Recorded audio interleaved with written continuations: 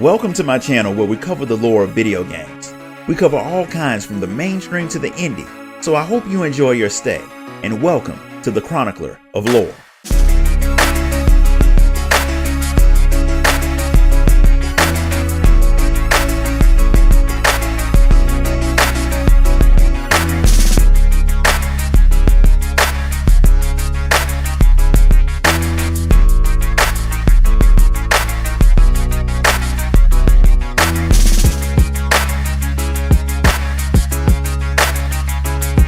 Now that you've made it back from Osdal's legacy, the Warrior of Light heads to Sharlayan to find out what it was that Kral wanted you to do.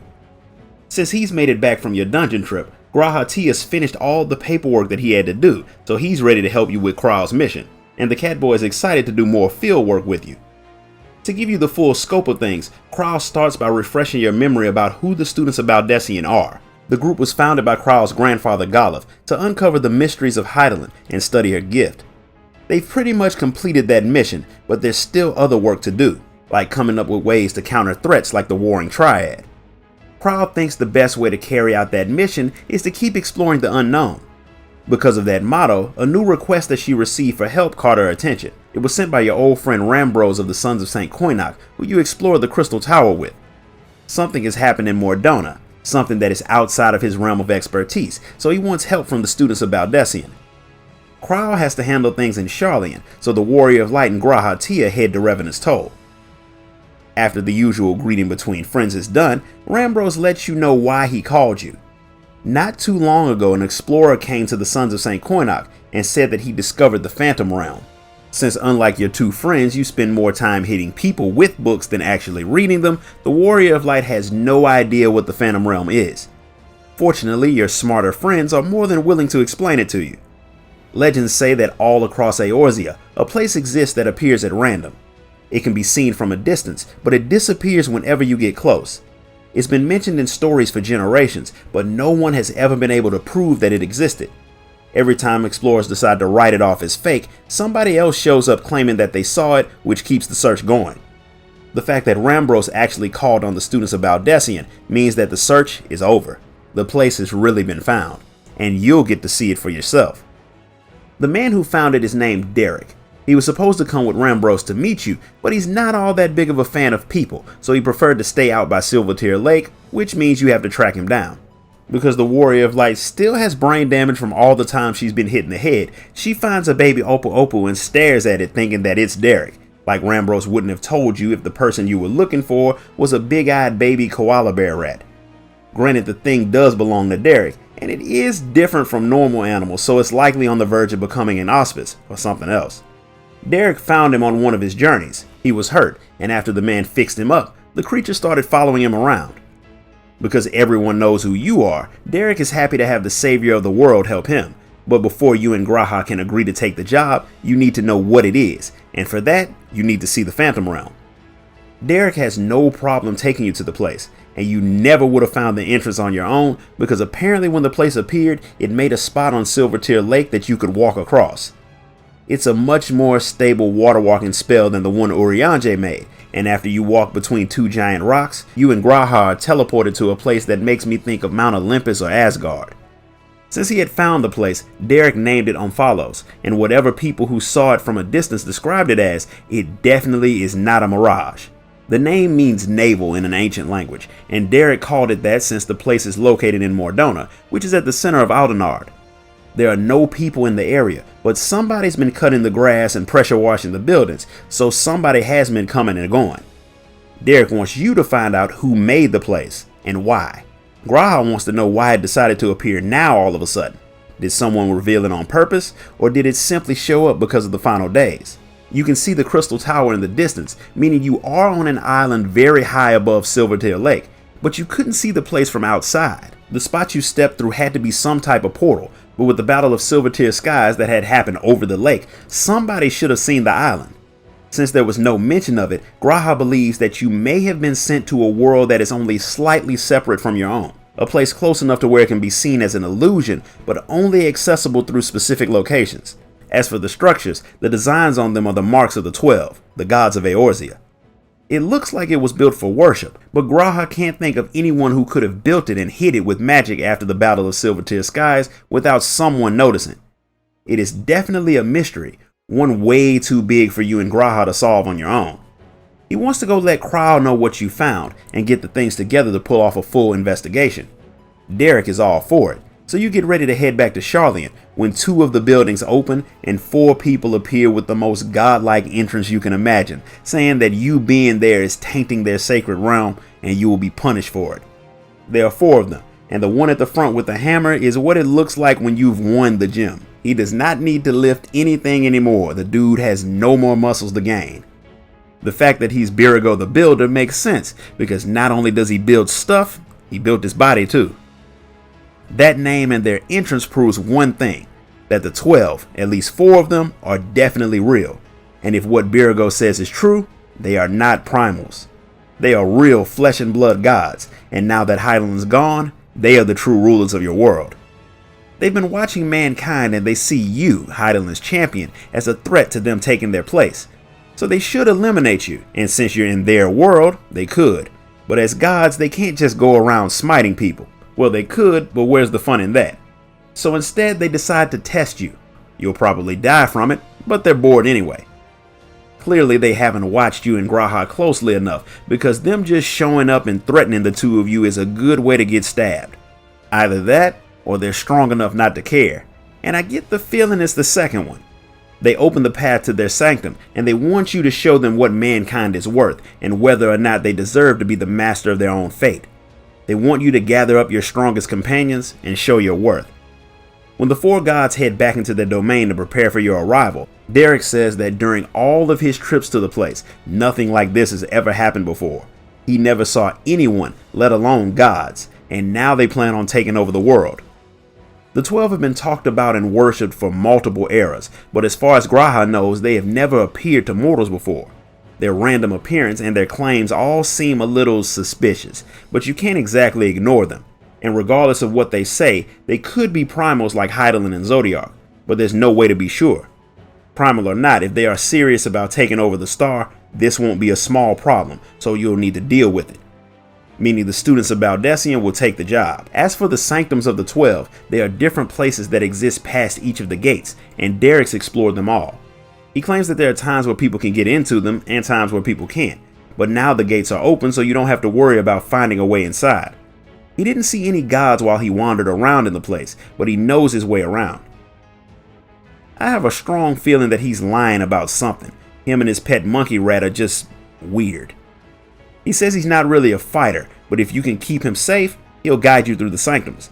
Even though you're strong, G'raha thinks taking Birago's advice and bringing people with you would probably be the smartest way to go, because you don't know how strong these gods are. Fortunately, you know quite a lot of adventurers who can come and die with you. This time G'raha won't be one of them. While he's more than useful in a fight, this time his brain will be more helpful. He's going to go to Kryle and start figuring out more about the 12. So with your strange guide in tow, you head into Aglaya to face off against Birago, Rhaegar, Azima, and Nalthal. Even saying that sounds like you're making a very bad life decision. The first domain you enter is Lightning, meaning it belongs to Birago. They could have been a little less on the nose with the whole God of Thunder wielding a giant hammer thing, but we're clearly fighting Thor. Also, if you don't shrink the summoner pets, you will have a very hard time dodging attacks. The constant appearance of random primals cause so many problems in this place. After you beat Bob the Builder, you come up against your next challenge, Rhaegar the Destroyer. He summons a minion that's strong enough to let you know what's coming, then you face off against the God of Destruction himself on the palm of his statue. With the Destroyer beaten, you step into the realm of fire, the realm of Azima. After she tests you with some of her beasts, you come face to face with the Flame Dancer, and she is definitely a force to be reckoned with. Between the Firebird from Pandemonium and Azima, the third fights in these Endwalker raids are really causing me problems. After you beat the hottest member of the 12, it's time to face off against the god that's worshipped by everyone in Ul'dah, Nalthal. And I have to admit that I did not expect this fight to be so cool. I really wanted to tank it, but apparently everybody else wanted to tank too because the tank queue was long. So I had to do this fight as a red mage, and let me tell you something. If you don't know what you're doing, which I did not because it was the first time, this is a nightmare for any caster. Also, now you know why people use the phrase Thal's balls as a curse. If you manage to survive, Thal will find you worthy and fade away in defeat. Having beaten the 4 members of the 12, you come out of the sanctum just as G'raha and Krau show back up. You let them know that you've already dealt with the 12, only for them to reappear alive and well and completely unharmed. Turns out they were as strong as they claimed to be. Luckily for you, they were only pretending to be bad guys so you and the other adventurers would fight them with all you had. Granted, Azima did get a little carried away. Even Thal had fun, which is apparently odd for him because he's usually uptight being a god of balance and all that. The Warrior of Light and G'raha get ready to fight them, but Rhalgr tells you to relax. They aren't primals, and they don't drain the land's ether or control people's minds. The versions of them that Louisoix had summoned during the fight with Bahamut wasn't actually them, but a primal made from the hopes and prayers of all the people of Eorzea. If they aren't primals, the question is, what are they? But it would make things far too simple if they tell you, so they won't. They do have goals of their own, which is why they pushed you into a fight with them. And they apologize for it, but it was necessary. They won't tell you what their goal is either. Part of it is making you find out what it is on your own. If you keep searching, then not only will you find out what they plan on doing, but who they are and where they came from. After you do some research, they promise to meet you again. Until then, I'm pretty sure Birago is on his way back to the gym. Krau wants you to tell her everything once she introduces herself to your client. Him and his nameless Opu Opu. Once you tell her and G'raha about your battles with the gods, fights that during which the Warrior of Light says she couldn't sense any murderous intent coming from any of them. My repair bill says otherwise, but we'll just go with it. Livingway had told you all that the method of summoning that the Ascians taught leaves the primals with a strong desire to convert people to their side, which is why the primals temper their worshippers. The 12 don't seem to want that at all, so if they are primals, they're very unique. Emmett Selk had mentioned the fact that you don't even know who the 12 are, meaning he knew and wanted you to figure it out, which, alongside the students of Baldesion, you will. Which makes Derek happy since it means you'll be taking his job. Krau decides to stick around the 12 Sanctum to see what she can learn, while you, G'raha, and Derek head back to Eorzea to see what you can learn about the 12. For some reason, Derek tells the very aware Opu Opu to stay with Krau because he doesn't think it's right to leave her there alone. There's definitely more to the thing than what we know, but for now, there are far more important things to worry about.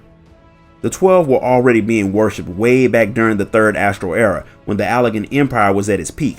By the 5th Astral Era, the nations that fought in the War of the Magi each had one of the 12 as their guardian deity.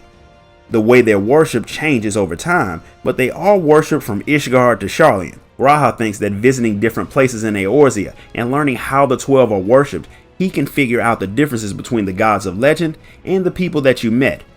It's a good plan, and the first stop is Rhalgr's Reach, where they worship, you guessed it, Rhalgr.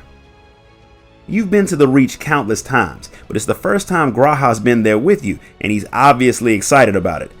Derek finds the fact that G'raha likes traveling with people to be odd, since he prefers to travel alone.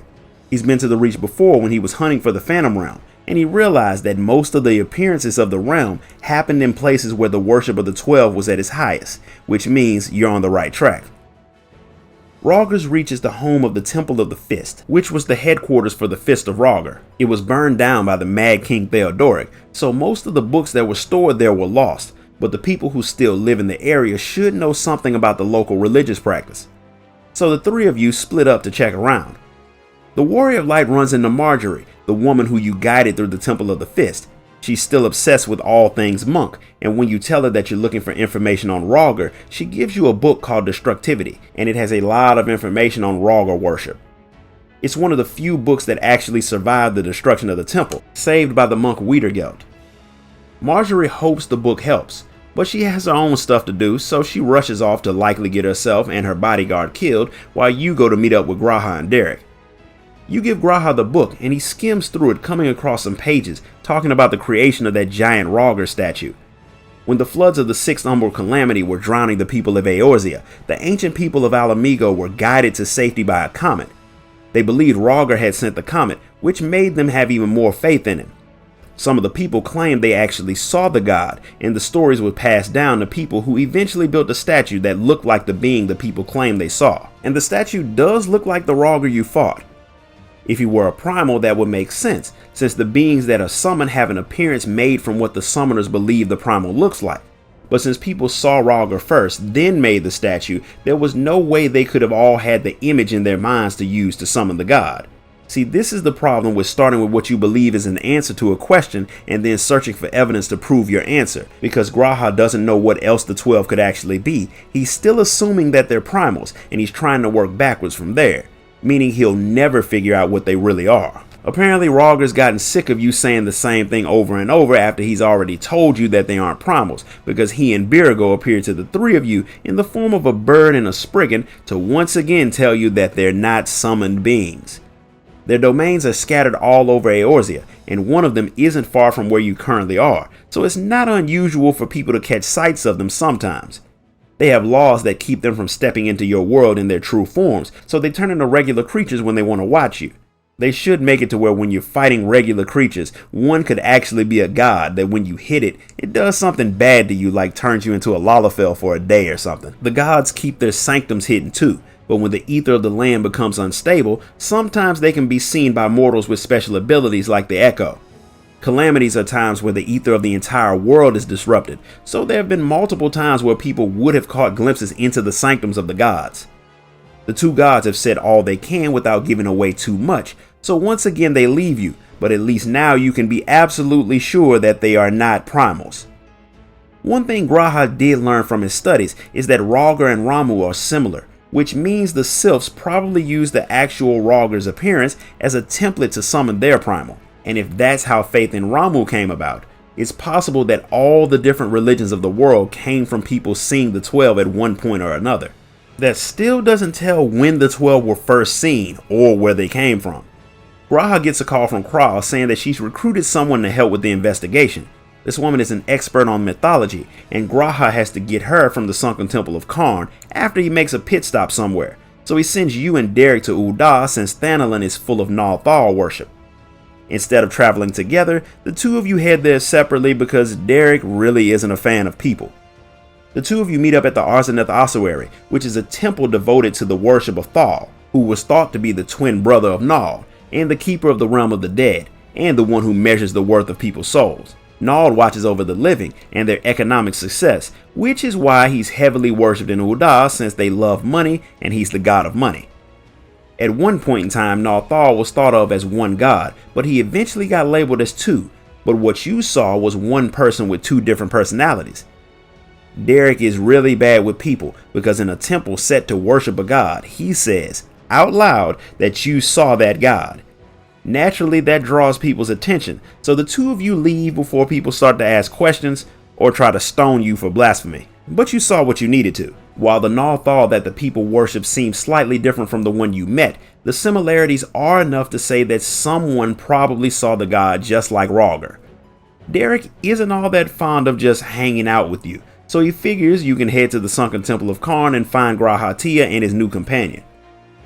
You and Derek beat G'raha there by a few minutes and find a scholar laying out on the ground asking for food. G'raha shows up and gives the woman who he calls Snugaim some Archon loaf and coffee, and she pops to her feet as good as new. She's surprised to see G'raha because she had never told him that she was going to be out by the sunken temple researching the worship of Azima. She had already forgotten that the students of Baldessian wanted her to help with the study of the 12 since she's an expert in mythology who has worked with the students before. Granted, sometimes she forgets to eat while she works, which is why you found her laying on the ground. When you tell her about the Phantom Realm and the domains of the 12, she says they are the heavens of lightning and fire from the legends. Along with believing in the 12, ancient people believed in 7 heavens and 7 hells. It's been proven that when people die, they go to the ethereal sea, not the heavens or hells, but based off of what you saw, there's more to those domains too. And Snugaim can't wait to see it all, so you all head to Omphalos. When you arrive, Snugaim sees that Omphalos matches the 7th heaven from the stories. You clue the woman in and let Kral know what happened in Rogger's Reach before Kral finally tells you what she's learned. The gateway at the center of the place is strange. The other 6 gates lead to each of the 6 heavens, and you're already in the 7th heaven, so where does the other gate go? My guess is the 7th hell, which would be a place opposite to the seventh heaven with gates that lead to each of the other hells. The second weird thing is the monument at the center. It has magic that Kral has never seen, but she thinks that she can figure it out with time. All in all, there are a lot of questions that need to be answered, and they won't get answered in a day. So you all leave the Phantom Realm to go and get something to eat and plan for what is bound to be a massive journey. And maybe along the way, you can teach Derek some people skills. Out in Mordona, the Warrior of Light heads out to check in with Derek to see just how things are coming with the investigation into the Phantom Realm. And it turns out that he heard from G'raha Tia just a little while ago. He and Kral finished all of their work in Sharlayan, and they're headed over there at that very moment to run some field tests. When they get there, Kral's her normal cheery self, while G'raha's about to die because he's carrying what looks like an old school jukebox on his back. The device is an etheric analyzer, and it lets you scan and collect data on different forms of ether. It records it and stores it for later study. In other words, it's a very bulky scouter from Dragon Ball Z that can read power levels. Since the Phantom Realm is hidden by illusions, studying the place is hard, so G'raha figured that using the right equipment would make things go more smoothly. The equipment's hard to carry, but that's probably because they forgot that Chocobo exists, and so do carts and airships, and all other types of more efficient ways of shuttling things around. He could have just put it in a wheelbarrow, and that would have made more sense than using himself as a pack horse. Either way, the device is not his. The Forum lent it to them as well as all of the money they needed to fund their trip, meaning G'raha could have definitely afforded to rent a wagon to carry the thing. They need to return it in the same shape that they got it in, especially since they don't usually lend things out. The students of Baldesion are highly respected, as are the Scions of the Seven Dawn, so the Forum made an exception for them. Kral still wants to rebuild the students so they won't need to rely on outside help, and she thinks succeeding at finding out about the Phantom Realm and the 12 will get her organization the recognition that it needs to get back on track, which means this task has to turn out well. It's going to be hard since the 12 are confusing creatures. They're supposed to be guardian deities of Eorzea, but for some reason they want to fight mortals, and Kral has no idea why. The only way to find out is to talk to them, so you all head back to the Phantom Realm where Snogum's waiting for you. She's happy to see you all and the etheric analyzer, and she's even more excited to tell you about what she's found out about the monument in the center of the Phantom Realm. She's found out that she has no idea what the monument says. In other words, she's found out nothing according to Derek, but she says that finding out what you don't know is an important part of research, because once you know what you don't know, you can start trying to figure it out. The language written on the monument has been seen in other places before, so it can be translated, but bits of information are missing. So once it's complete, then she can get started on finding out what it says. She has a pretty simple plan for that. You're all in the realm of the gods, and they seem to like to talk to mortals, so you could simply ask them. Of course, they also want to fight, so if you offer to give them what they want, they'll probably give you what you want. All you have to do is call them and they should show up.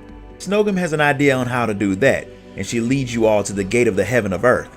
The Heaven of Earth is said to be Nafika's realm, and there's a saying passed down in Gridania that she thinks will get the goddess's attention since the city does worship her.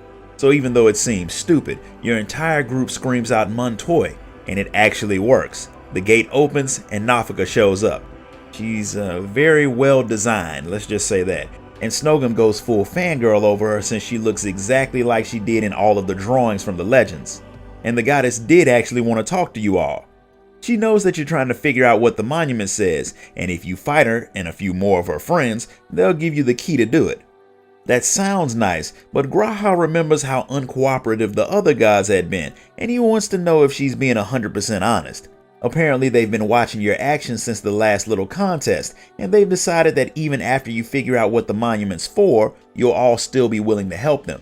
So it's not that big of a deal. She'll tell you more after the fight, so she leaves to get ready while you do the same. At first, G'raha had planned on going back to the heavens you had visited the last time you were there, but Nafika's deal makes for much better opportunities. Derek's not going to come with you this time since you kinda know what to expect, and with his extreme lack of combat skills, he's not going to exactly be useful. So it'll be you and G'raha heading in this time. He won't be able to fight with you since he'll be carrying the massive device, which means you'll have to figure things out yourself. And since there's nothing left to do, you head into the second trial of the 12, Euphrosyne. The first person you run into is Nafika, and she immediately shows you that some of the most dangerous people in the world are landscapers. She takes her scythe and proceeds to beat you to death with flowers because nature can be rough.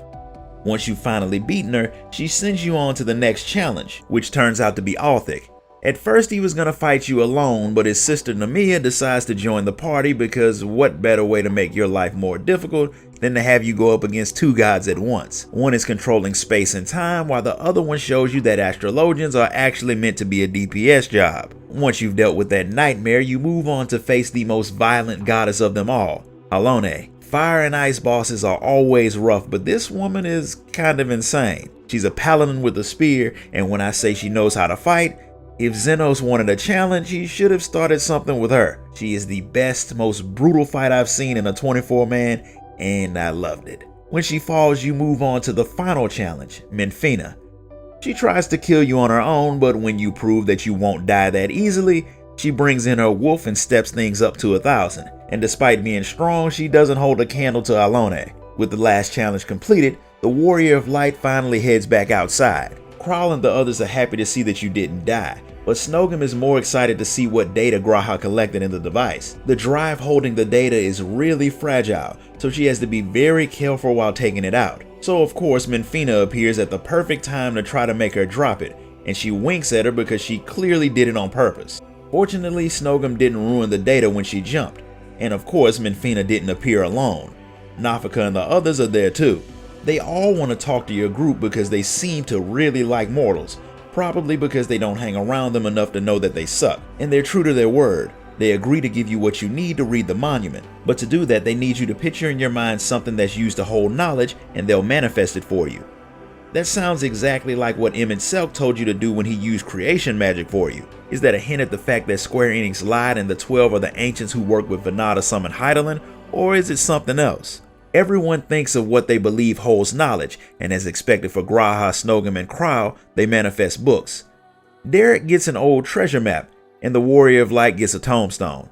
All of the items will work the same, and what the group will have to do is take them to special stones that are scattered around Eorzea. They contain the information needed to finish the writing on the monument, and all any of you have to do is hold the objects the gods gave you up to the stones, and they'll download the info.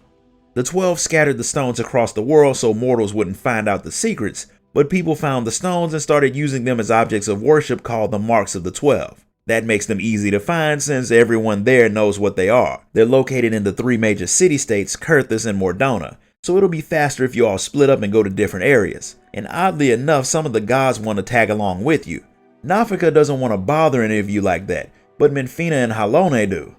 Obviously, all of the mortals want them to come along, so that settles things, except for one new development. Azima, Birago, Rogger, and Narthal show up in their animal forms wanting to tag along too. Since 3 gods will stay in the realm, things will be fine, so everyone groups up and heads off, leaving Derek, the Warrior of Light, Halone as a little ice wolf, and Menfina in rabbit form to head to Kurthus and Mordona. Derek is kind of confused by why the gods decided to set the 2 of you off traveling together, but Menfina says it's simply because the 2 of you make the most interesting group. One is a hero who's killed gods, and another is an explorer who's seen more of the world than most, which does make them into an interesting set of traveling companions. Between Kurthus and Mordona, you should find the marks of Menfina, Thaliak, and Halone, so along with Derek's little pet, who after the 2 gods' interaction with is either just a regular creature or a god who's really good at hiding himself, you all head to Mordona to draw out the info in Thaliak's mark. The Warrior of Light handles the simple task, while Menfina gives you a little bit of info about the stones themselves. They're indestructible, and just like the monument in their realm, they've been there forever. The 12 made them because of the love that people felt for them, as well as how the 12 felt about the star itself. The fact that people pray to them is an outward expression of the bond that mortals share with the 12 and by extension the star itself. Since you're all on a timetable, you make your way to Kurthus where you find Halone's mark. Derek draws out this one, which gives the Warrior of Light time to chat with the gods, and this time Halone has a question for her, since Menfina claims her appearance has gotten more imposing over the last 1,000 years, and some strange statues have appeared in her domain that weren't there before, which makes sense when you think about how Halone is prayed to when people want to get strong enough to protect what they want. Halone does like the fact that people seek her out for strength, but she hated watching them use her name while fighting the dragons. She's not judging them because she doesn't think that's the 12's job, but she just didn't like it. She doesn't seem to get that for you not to like something, you've already judged it as bad. Whether you're right or not, Whether you like it or not, everyone judges everyone. And if it's not a deity's job to do that, then I don't really know who's supposed to do it.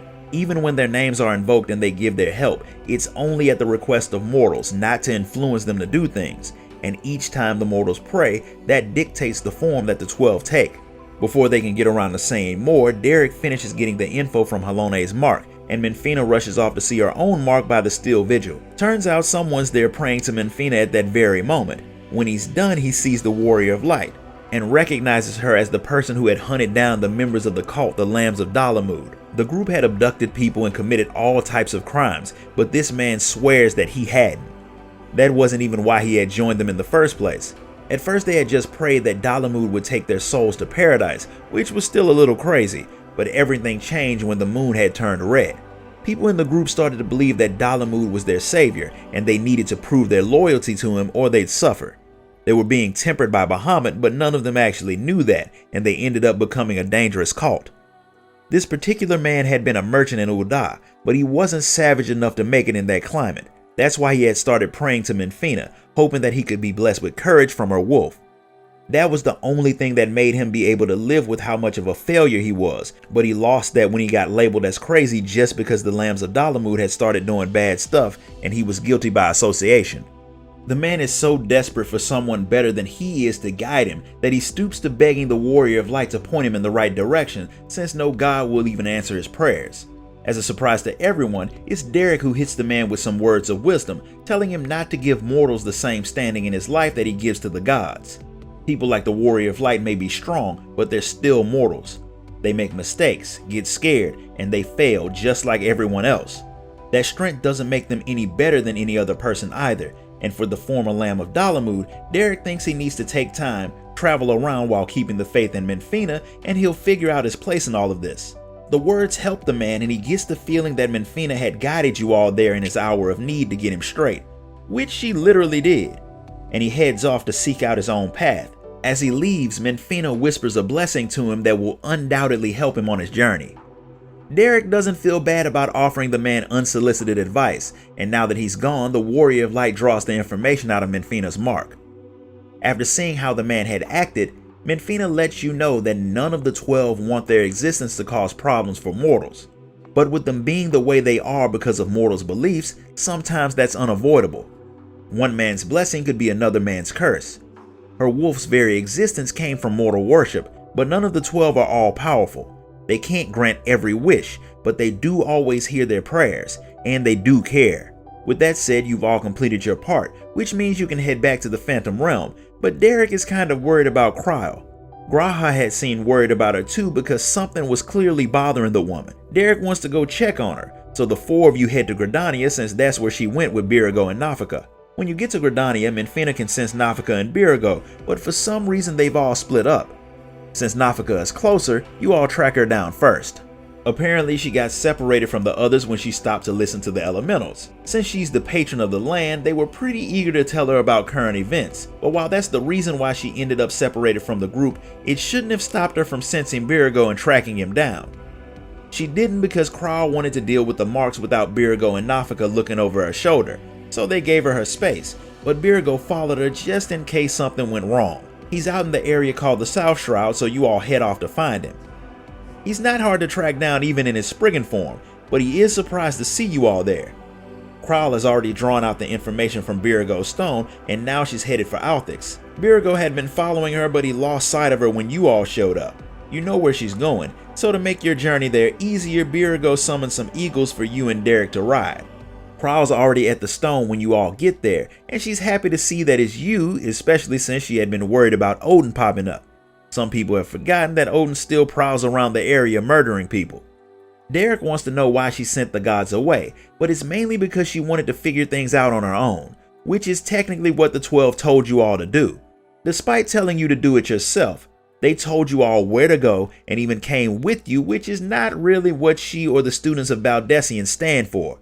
They don't want help finding the answers, they want to figure it all out. And she kinda wants to experience a bit of what you do as an adventurer, braving danger alone and proving yourself. Now that Derek understands, he's not worried anymore, so you all head back to Quarry Mill to wait for Kral to finish what she's doing. While you're waiting, Derek wonders why he suddenly started to take an interest in other people's problems. When Krau makes it back, you all head back to the Phantom Realm to meet up with the others. After telling G'raha and Snogum about your little trip, the 12 return to their sanctums, and you all put the knowledge you've gathered into the monument, which lets Krau finally be able to read it. The first thing it says is that since the 12 exist as the will of the star, they can be influenced by hopes and prayers, so they marked out their duty on the monument so they would never stray from their purpose. Birago will reign over construction and encourage people to build things. Rauger will be the god of destruction and strengthen the star's heart and guide mankind's regeneration. Azima will be the goddess of the sun, maintain its light, and reveal the truth to everyone. Nalthal will rule over the underground and reveal the treasures in the world and what's inside of people. Nafaka is the goddess of fertility and will fill the land with life. Althic will govern space and time and keep the star progressing forward. Halone will rule ice and tranquility. Menfina will rule the moon, controlling the change from night to day, as well as be the goddess of love. Thaliak will control the rivers and fill people's minds with wisdom. Nemea will rule the stars and control the seasons and fate. Lemalayan will rule the seas and tides and push people to explore the world. Ashan will rule the mountains and travel alone to understand the solitude of the mortals. And the last one, who's not named, will be charged with watching and standing guard over his prisoner forever. That means the 12 aren't 12 at all, they're actually 13. The monument brings about more questions than answers, like what do the 12 mean by the fact that they could lose sight of their duties? Is it possible that what mortals want could change them enough that the 12 forget their real purpose? The fact that they can be changed and have been changed makes that very, very likely. And after dealing with Dynamis, the Warrior of Light has seen on multiple occasions how someone's will can be made manifest. The events with the Omicron Beast Tribe showed that. So are the 12 creatures made entirely of Dynamis? And if they are, that likely means they are not the Ancients. The 12 can't predict how people will change them, but the monument will always be there to remind them of who they're supposed to be.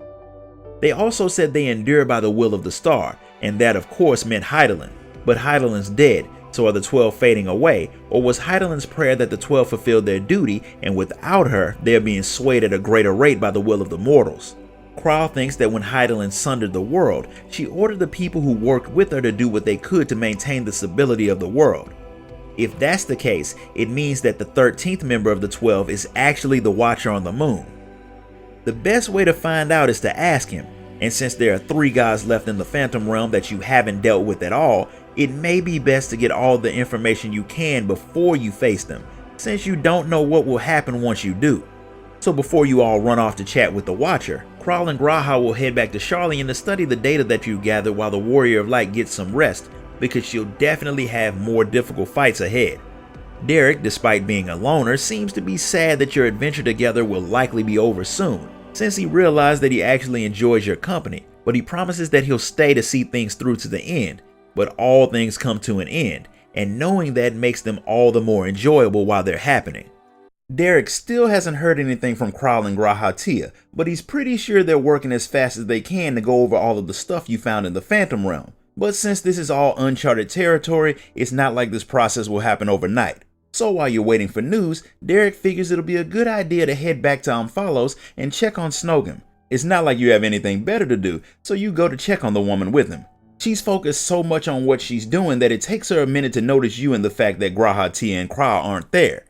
Since she's a researcher like them, Derek finds it kinda weird that she doesn't want to go and help them out instead of hanging around by herself. But she always liked being in the field more than being cooped up in an office. She thinks better like that, which I can relate to. Plus she had been hoping to speak with the 12 again, but they only show up when they want to, and apparently they didn't want to talk to her. But she remembers them saying that they wanted to talk to you, so if you tried, they might answer. Since you don't have much to do while you wait for the others, you give it a try, and they do show up. Although aside from a few words of encouragement and praise for your accomplishments, they don't really tell you much. The conversations do give Krau and G'raha time to show up, and they found something that gives them the impression that you might want to be careful before you continue your sparring sessions with the 12. When you fought them, the gods burned up so much energy that they started to burn through their own essence.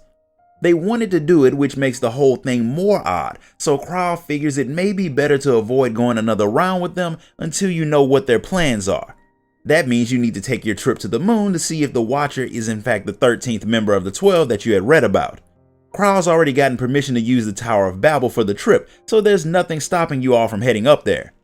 The Watcher's pretty excited to have so many guests, and he's not against answering Kraal's questions about the 12, starting with the fact that he is indeed the 13th member. He doesn't have all of the answers since he is one of Vanah's creations who doesn't have all of his memories of the old days. Hydaelyn made the 12 just like she made him, and their mission was to help guide the Sundered World forward. They all resemble people that Vanah knew in the past, and they all believe that the new beings that were born from the Sundering should be the ones to choose which path the new world would go once they got everything set in motion. The people Vanah picked all had specialties and personalities that were suited for their jobs, and those personalities, along with the prayers of the mortals, sculpted the 12 into the forms that you've seen. Since they've been around for a very, very long time, the billions of prayers have made them look a lot different from what they started out as. Despite all of their changes, they still followed Vanah's orders and avoided intervening in mortal affairs. However, since their creator is dead and the final days have come and gone, the 12 have come up with their own plan.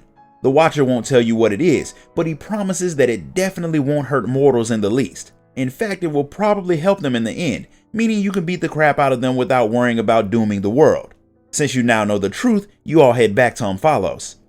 When you get back to the place, something has changed. The gods' avatars are gone, but before Kraal can figure out why, the last two sanctums open, and two of the gods who you hadn't seen before, Lemalayan and Thaliak, show up claiming that their preparations are complete. Thaliak confirms what the Watcher said about why they were made. Since their job was to preserve the balance of reality, they made Omphalos and the Phantom Realm and their sanctums all throughout Eorzea to serve that purpose.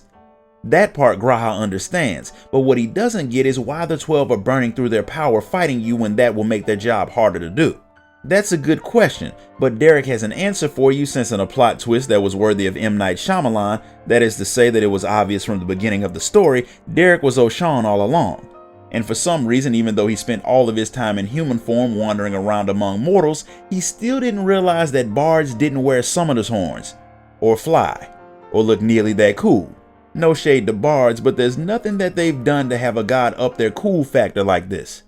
He apologizes for hiding his true nature from you all, but he figured that if you knew what they were really planning, you wouldn't have agreed to fight them. He also apologizes for the fact that he has to leave his little koala monkey with you now. Once you face the last three members of the 12 in combat, they'll tell you what all of this was really for. So as per usual, you grab a group of adventurers and head into the lair to fight more gods, which at this point in time is so common for you that it should only slightly raise the Warrior of Light's blood pressure. The final sanctum is just as beautiful as you might expect. The place looks like a futuristic version of Venice, Italy, but the beautiful scenery is hard to admire when Thaliak uses it to try and drown you. When you've dealt with him, you face Lemalayan, who is Poseidon if he doesn't get his morning coffee, meaning she stabs you with a trident, tries to drown you, then summons sea creatures to eat you. When you're done with her, you fight Oshan, who is definitely the coolest bard you've ever seen, but that doesn't stop him from getting wrecked even though his turning shadow clones was a pretty cool and annoying technique. With the final member of the 12 beaten, you're brought back to Omphalos, where they're all waiting for you. In what was the most cliche final boss ever, they fuse together forming one being that you and your friends proceed to beat the crap out of. Once you've overpowered the combined version of the 12, they finally tell you what the whole point of all of this was. They just wanted to give all of their power to the star as a blessing for mankind. They've been alive for 12,000 years, and through that time the prayers of mortals has made them exponentially more powerful, and by fighting you, they can give all of that stored power to the planet where it might cause new life to sprout up. In other words, the 12 had you fight them so they could die because what they're doing doesn't in fact have any measurable benefits for the people of Atheris. In fact, it could turn out to be a bad thing for the people, because imagine what chaos would spread through the world if the Warrior of Light, the people's champion, comes back home and says, "Hey guys, you know those gods that you've been worshiping since our world began? Yeah, I killed those." You'd become public enemy number one overnight. Now, in the practical sense, the 12 not intervening in mortal affairs meant them having their own individuality didn't matter anyway. And considering how many times the world nearly ended under their watch without them doing anything about it, they hadn't exactly stabilized the world either. So them fading away and allowing mortal prayers to feed the star itself will be more beneficial for the people in the long run. So the 12 say their goodbyes and return to the star. But again, to nobody's surprise, Oshan decides that he wants to stay. He reassumes his mortal form, but this time it's not just an illusion. He used all of his godly powers in your battle, so now he's just a man like any other, save for the fact that he has thousands of years of memories and experiences to draw on. He plans on going back to traveling the world like before, but instead of avoiding people like he did the last time, this time he plans on making friends and exploring the world that way. But before he heads off on his new journey, he decides to move the home for the 12's hopes from Umphalos to a place connected to the world of men. That place being the Sanctum of the 12 in the E-Shroud. With that done, Krall and the others head back to Charlian where they can figure out just what they should report about this mission, while Derek heads off to explore the world with new eyes. This concludes the story of Myths of the Realm. If you enjoyed it, help me out by leaving a like, a comment, and sharing the video. That really helps with the algorithm, just like clicking on another one of my videos right after this one does. And if you really want to show your support, you can buy me a coffee through the link in the description because caffeine is the only thing that keeps me going. I greatly appreciate it, and I'll see you all next time.